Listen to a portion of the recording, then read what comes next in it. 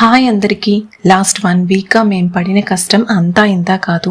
4 days హాస్పిటల్లోనే ఉండాల్సి వచ్చింది. పిల్లలిద్దరికి ఫీవర్ అండ్ మోషన్స్. ఈ 4 days హాస్పిటల్లో పిల్లలతో మేము పడిన బాధ అంతా ఇంతా కాదు. మేము బెంగళూరు నుంచి వచ్చి 1 year అయింది. లాస్ట్ 1 year గా మా పిల్లలకి ఏదో ఒక ఇన్ఫెక్షన్ వస్తూనే ఉంది. మెయిన్ గా మా పెద్దోడు స్కూల్ కి వెళ్లేటప్పుడు ఎక్కువగా ఇన్ఫెక్షన్స్ వచ్చాయి. ప్రతిసారి ఫీవర్ రావటం, హాస్పిటల్ కి టెన్షన్ గా పరిగెత్తడం మాకు ఇది అలవాటు అయిపోయింది. మన చిన్నతనంలో ఫీవర్ అనే మాటే లేదు.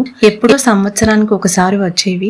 కానీ ఇప్పుడు ప్రతి ఒక్కరి పిల్లలకి ఫీవర్ అనేది కామన్ అయిపోయింది. హాస్పిటల్ వెళ్ళగానే క్యాన్లా పెట్టి బాటిల్ పెట్టడం కూడా మ్యాండేటరీ అయిపోయింది. తాగే పాల ప్యాకెట్స్ దగ్గర నుంచి కూరగాయల వరకు ఇప్పట్లో మనం తినే ప్రతి ఫుడ్ కల్తీ అయిపోయింది. అందుకే మేము అవన్నీ అవాయిడ్ చేయాలని సిటీ నుంచి వెకేట్ చేసి వచ్చాము. నాకు మా ఆయనకి ఆర్గానిక్ ఫార్మింగ్ పైన చాలా ఇంట్రెస్ట్ ఉంది. ఫ్యూచర్ లో చెయ్యాలనే ప్లానింగ్ కూడా ఉంది.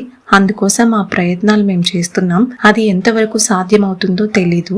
అంతా కల్తీమయమైన ఈ కాలంలో మళ్ళీ మన 90s ఇమ్యూన్ పవర్ ని మన పిల్లల్లో తీసుకురాగలమంటారా? మీకు ఈ వీడియో నచ్చితే లైక్ అండ్ సబ్స్క్రైబ్.